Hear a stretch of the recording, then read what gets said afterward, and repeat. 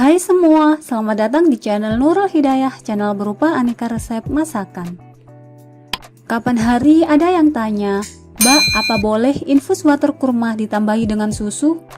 Nah, kali ini saya coba untuk share cara membuat infus water kurma atau air nabas dengan tambahan susu. Berikut bahan-bahan yang dibutuhkan. 7 butir buah kurma atau terserah, yang penting ganjil. 300 ml air matang.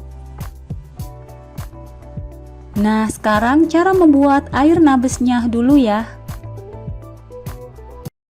Pertama, buang biji kurma. Untuk bijinya boleh dibuang, boleh tidak. Kalau saya lebih suka dibuang bijinya.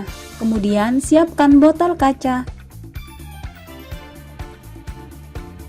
Lalu tambahkan buah kurma ke dalam botol. Tambahkan air matang. Diamkan selama 6 jam atau maksimal 12 jam. Nah, ini infus water kurma setelah didiamkan. Siapkan susu cair 150 ml.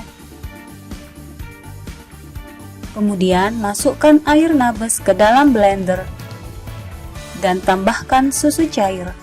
Jadi susunya dicampur setelah kurma direndam. Untuk susunya jangan ikut direndam bersama kurma.